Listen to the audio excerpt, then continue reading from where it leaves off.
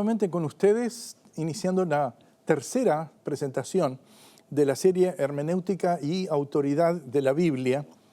Y en los seminarios anteriores, en los momentos anteriores, estuvimos haciendo una serie de preguntas.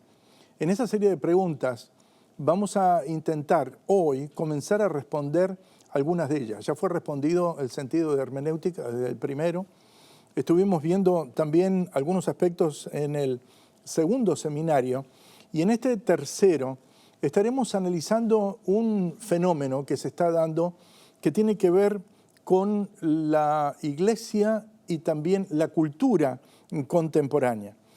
Estuvimos trabajando una pregunta en el seminario anterior, el segundo, ¿por qué es necesaria la hermenéutica? Y hablamos de la distancia con los textos de la Biblia, la distancia con la época y el periodo bíblico.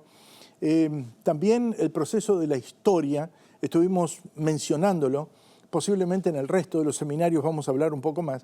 Y de hecho estuvimos haciendo un énfasis en la parte de la lingüística, es decir, el paréntesis idiomático que se plantea entre nuestro tiempo y su cultura y la cultura y el tiempo de las Sagradas Escrituras, desde el cual fluye el relato que hoy interpretamos, entendemos y comunicamos al mundo y especialmente a la iglesia de hoy. Hay una distancia lingüística en la naturaleza humana de los autores. De hecho, hoy ninguno en nuestro contexto, o pocos, hablan el lenguaje que se hablaba en el periodo bíblico, para lo cual necesitamos personas que estudien, que conozcan el hebreo, el arameo y también el griego, lo estuvimos mencionando. No es el griego clásico el de la Biblia, vale la pena entenderlo, es el griego koiné, es el griego que utilizaba la soldadesca, podríamos decir así, de Alejandro el Grande, Alejandro Magno, en la época que invade el Asia Menor, desplaza lentamente al arameo como la lengua de conexión internacional, de negocios y también que tiene que ver con los quehaceres de la parte internacional y la documentación internacional también, que de hecho lo vamos a encontrar solamente en algunos períodos y libros, como es el caso del libro de Daniel, y estuvimos señalando ya eso. Hay un aspecto que tiene que ver, que nos toca hoy, que tiene que ver con la relación de la cultura y la hermenéutica dentro de la iglesia. Hoy estamos dentro de la iglesia adventista en una tensión dentro de la iglesia con dos aspectos. Uno es la exégesis y también la eisegesis. Y quiero decirles que estos elementos han sido descartados de plano en algunos otros movimientos religiosos porque han tendido a introducir, especialmente la eisegesis, elementos que están en la cultura dentro de la interpretación de la Biblia, lo cual no es apropiado. Fuimos tajantes. Pero hoy posiblemente vamos a ser un poquito más amplios al partir en este punto. Y antes de entrar directamente en ese aspecto, y hoy habremos de tocar escritura y analizarla, hagamos una oración breve, porque ese es nuestro cometido. Padre en los cielos, venimos delante de tu presencia para que en los momentos que abramos tu palabra y estudiemos de ella, recibamos tu inspiración, porque sabemos que contiene elemento divino la Escritura y queremos que tú nos acompañes a leerla e interpretarla en estos días. Sé con nosotros en esta tercera presentación, lo pedimos en el nombre del Señor Jesús. Amén. Al leer la palabra divina hablamos de la distancia, cómo se incrementa, porque establece una relación entre creador y criatura. La Biblia es el testimonio de un Dios eterno, inmortal, omnipotente, omnipresente, omnisciente, invisible, todopoderoso, que establece una comunicación con seres finitos, mortales, carnales, pecadores limitados con una presencia localizada que son visibles. De hecho, allí nos encontramos con algunos elementos muy importantes. Y al aproximarnos a este punto, y después vamos a citar la Escritura, el problema del pecado nos afecta incluso en la lógica que aplicamos al analizar los asuntos fundamentales de los textos bíblicos. Piensen en eso, porque algunos de estos aspectos los vamos a ver un poco más adelante, si el tiempo lo permite en nuestras presentaciones. La esencia del punto es que aquí en este proceso hay extremos que intentan tocarse, criaturas finitas que intentan entender lo eterno, lo mortal que intenta explicar lo inmortal, lo limitado que intenta alcanzar lo ilimitado. Y aquí entra el punto en relación con la cultura. Los instrumentos que utilizamos para exegesis, para analizar la palabra de Dios, para interpretar el sentido de la Biblia, no pueden venir de la cultura. La cultura es la sociedad que nos rodea. La sociedad a la que la Biblia llama el mundo, y la iglesia no es del mundo. La palabra la llamamos la palabra de Dios, no es la palabra del mundo, es la palabra de Dios. Este aspecto nos intenta aclarar un problema aquí y es el siguiente. No es el mundo el que nos puede proveer elementos para interpretar la Biblia. Podríamos aceptar una interpretación histórico-gramatical, sí, pero jamás una interpretación histórico-cultural. Y vean cuáles son las razones.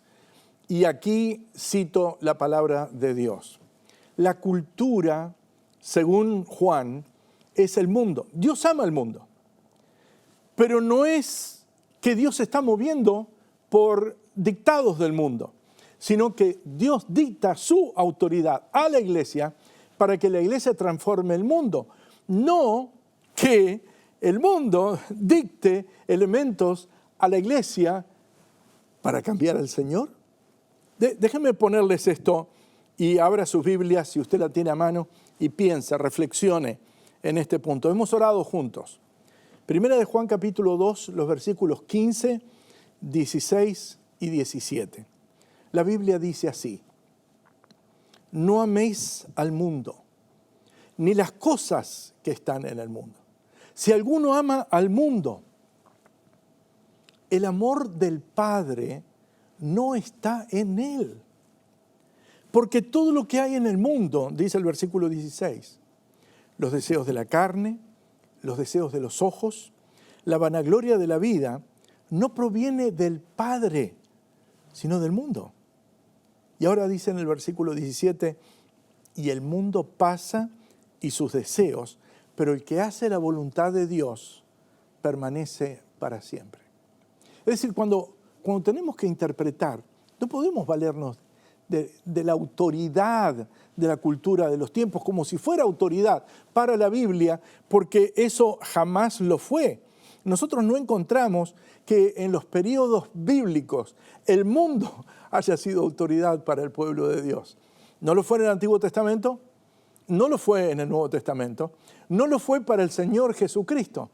Piensen ahora, ¿cómo es posible que nosotros para generar hermenéutica estemos utilizando elementos que proceden de la cultura y llamemos métodos de interpretación histórico-cultural? Sí, la historia, sí podemos tomar elementos, parte de la Biblia es historia, pero no la cultura. La cultura no puede dictar autoridad a la iglesia ni sobre el Señor. Esto nos plantea otra dimensión y por favor entiéndase bien lo que voy a decir a continuación. Este es un punto en el cual se introduce una gran fractura en la aproximación a este tópico. Unos se acercan a la Biblia como la lectura de cualquier otro libro. Otros se acercan a la Biblia con oración, porque si bien la Biblia lee como cualquier otro libro, definidamente es la palabra de Dios. Lo hemos mencionado este aspecto. Y por lo tanto yo creo que debemos aproximarnos con oración. Nos referimos a orar a Dios, no con expresiones u oraciones preestablecidas. Y este punto es también un punto importante, un aspecto de interpretación, pues Jesús, al compartir con los discípulos, como rabino, les enseñó a orar. En varias ocasiones en las Sagradas Escrituras nos encontramos que Jesús dicta cátedra íntima, personal, como lo hacían los rabinos en los hogares, en las casas, cuando recibían a sus pequeños. Jesús dictó enseñanza a ellos. Y cuando ellos se acercaron a Él y le preguntaron cómo hemos de orar, Él les enseñó y les dijo, capítulo 6 del Evangelio según San Mateo. Abra su Biblia, por favor, y vamos a leer del versículo 9 hasta el versículo 13. Dice, vosotros pues oraréis así, Padre nuestro que estás en los cielos, santificado sea tu nombre, venga tu reino, hágase tu voluntad, como en el cielo, así también en la tierra. El pan nuestro de cada día, dánoslo hoy y perdónanos nuestras deudas, como también nosotros perdonamos a nuestros deudores. Y no nos metas en tentación, mas líbranos del mal, porque tuyo es el reino, el poder, la gloria, por todos los siglos. Amén. Cuando la Biblia dice aquí, no nos metas en tentación, significa que se le está pidiendo al Señor que nos proteja de caer en tentación. Dios no tienta a nadie, ni es tentado por nada. Y en eso la Escritura es clara. Allí ha habido una especie de pausa, de corrección en la manera de poder trabajar el sentido de este texto en idioma español. Pero observen algo interesante. Hoy en día nos encontramos que algunas iglesias repiten esto y lo repiten diariamente, lo repiten como la oración, como la única que supiera. No es eso lo que busca el Padre. Él les enseñó a orar, pero cuando ustedes revisan el Nuevo Testamento, encontraron repeticiones de lo que se llama el Padre Nuestro. Encontraron ustedes que la epístola a los Romanos, en el libro de Hechos de los Apóstoles, en el libro de Apocalipsis, en la epístola de Santiago o en otro, encontraron que los hermanos en las iglesias lo repetían. No, el Señor les indicó cómo debían orar, les enseñó cómo hacer la oración y ahora ellos hablaban a Dios de acuerdo con oraciones en el contexto de las necesidades. Y esto es un aspecto que tiene que ver con la dinámica de la iglesia, con el crecimiento de la iglesia. La oración fue un modelo, no algo que ellos debían establecer en manera repetitiva. Sí quiero decirles que la oración es importante en el estudio de la Biblia. Y yo creo que cada día, cada vez que vamos a hacer una oración, como lo hacemos aquí, en el estudio de Secrets and Seal latino, venimos con un espíritu de aprender de la palabra y le pedimos al Padre que Él, y lo dirigimos a Él, y lo hacemos de una manera sencilla con las palabras necesarias para cada día. Y terminamos diciendo, en el nombre del Señor Jesús, porque Jesús dijo, todo lo que pidieres al Padre en mi nombre, lo haré. Es decir, esto es leer la Biblia, interpretar el texto, aplicarlo a la vida. Y en realidad eso es hermenéutica. No tiene otro objetivo. Es decir, que nosotros vayamos a la autoridad de la Biblia y le roguemos al Padre que Él nos guíe en nuestros esfuerzos diarios.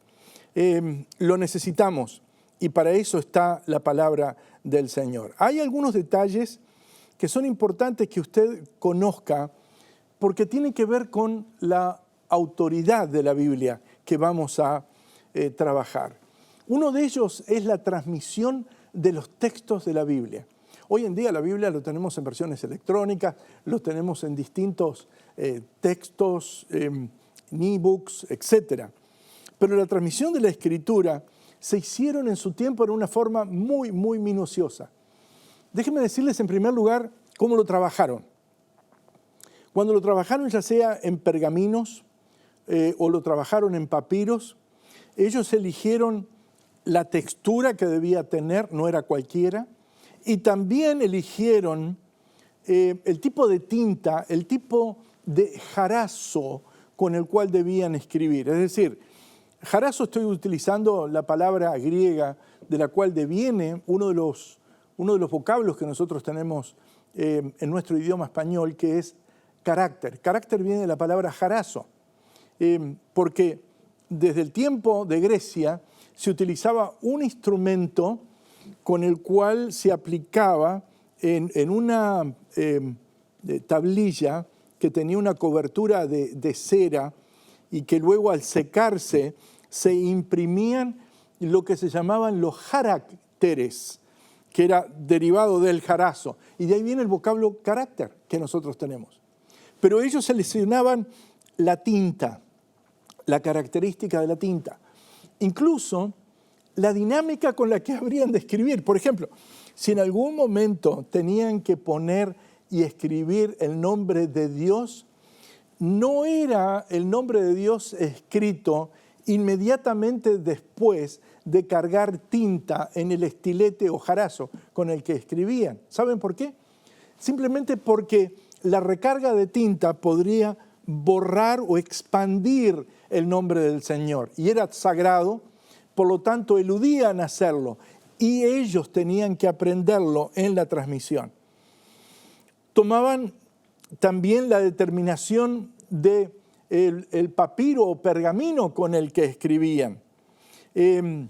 No habrían de tomar falsos recaudos. Por ejemplo, si estaban escribiendo el nombre del Señor, ya fuera que citaran el nombre sagrado, que se lo conoce como tetragrama, y que hasta el día de hoy no conocemos el sonido. La Biblia lo traduce Jehová, pero en realidad recuerden que en el período masoreta tomaron las vocales y dejaron solamente las consonantes. Piense usted cómo sonaría su nombre si le quitara todas las vocales y se quedaran solamente las consonantes. El mío es Daniel, por lo tanto la A se iría, la I se iría y la E se iría y quedaría solamente la D, la N y la L. Pronúncielo, difícil.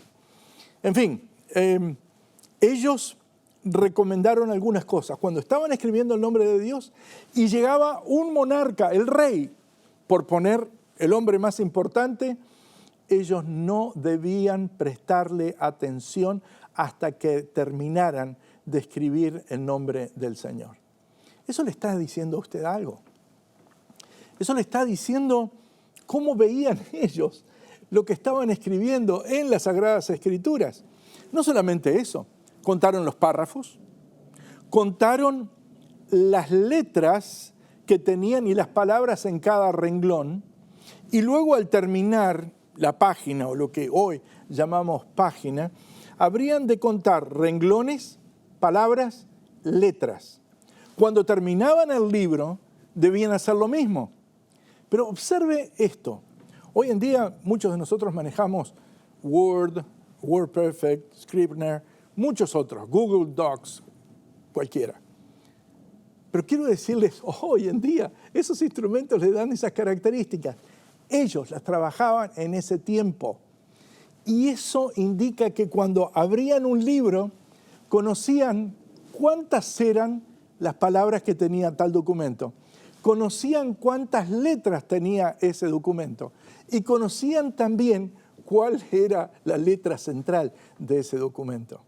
Es decir, al finalizar la tarea del día y revisar cómo se habían hecho en cada scriptorium donde escribían y reproducían la Biblia a partir de la lectura 1, 2, 3, 4, 5, 6, 7 y 8, era la manera de poder imprimir los textos.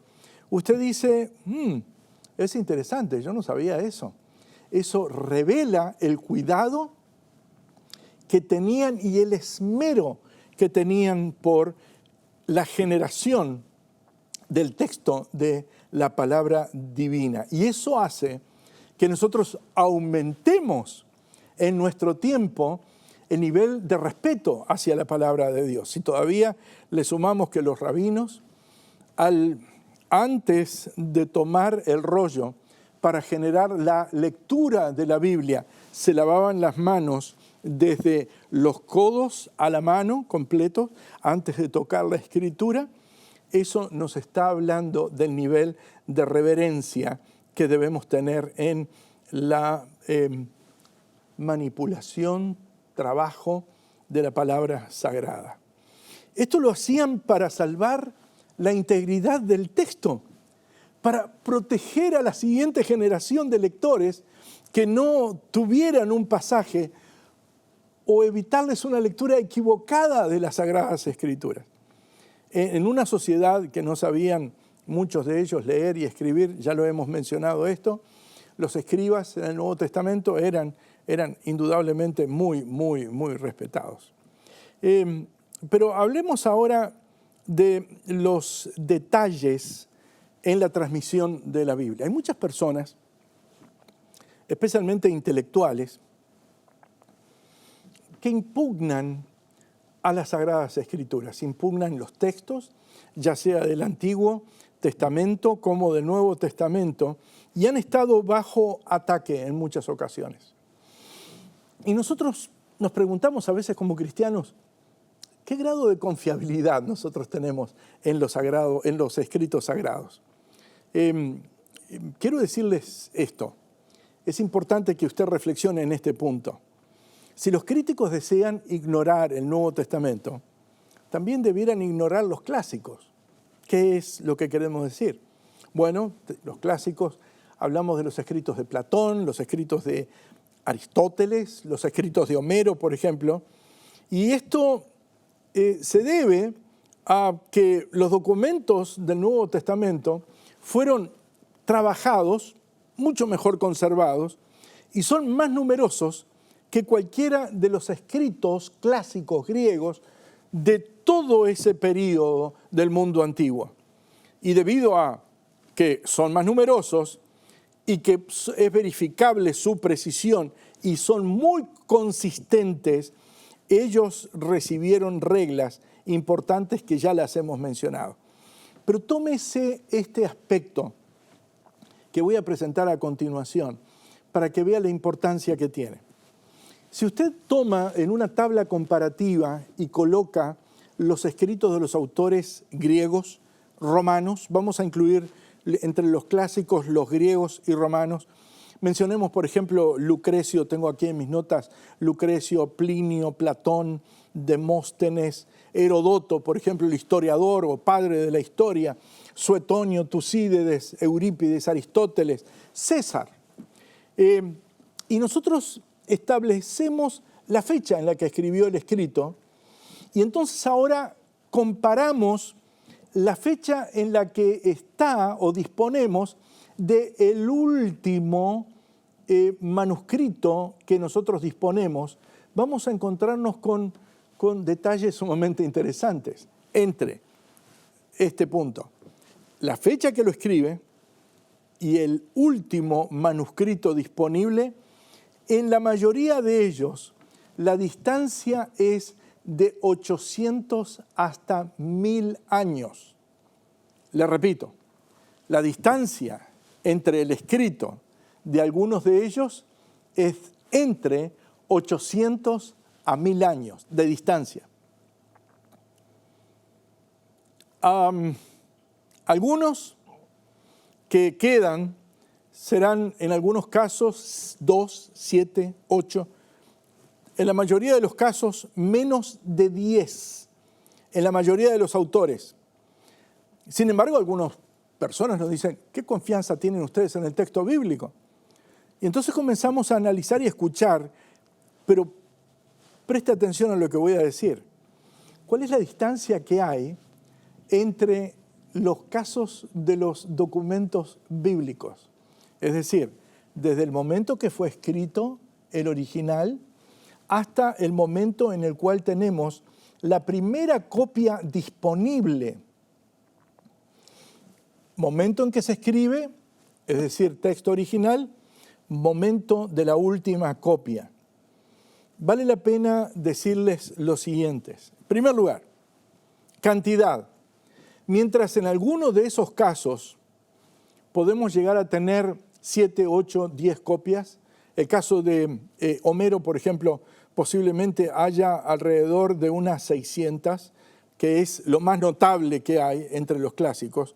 En el caso de la Biblia, tenemos 5.600 documentos que se han encontrado.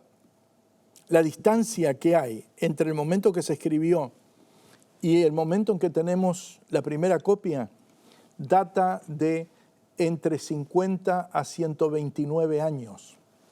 La distancia en el caso de la Biblia se reduce, la cantidad aumenta y entonces la pregunta es, ¿quién tiene que tener más fe? ¿El que cree en los clásicos o quienes creemos en la Biblia? No tenga la menor duda. Vale la pena que nosotros entendamos que tenemos esta evidencia documental que reafirma el respeto con el cual se trabajó la palabra divina y nos permite entender la visión que tuvieron los primeros escritores. Estimados hermanos, amigos, recurramos a la palabra de Dios. La Biblia dice, segunda epístola universal de Pedro, capítulo 1, los versículos 1 al 21. Tenemos también la palabra profética más segura, a la cual hacéis bien en estar atentos como a una antorcha que alumbra en lugar oscuro hasta que el día esclarezca y el lucero de la mañana salga en vuestros corazones. Entendiendo primero esto, que ninguna profecía de la Escritura es de interpretación privada, porque nunca la profecía fue traída por voluntad humana, sino que los santos hombres de Dios hablaron siendo inspirados por el Espíritu Santo. Estimados amigos, estimados televidentes, no podemos depender del mundo o de la cultura en la interpretación de los textos porque tenemos la palabra profética más segura.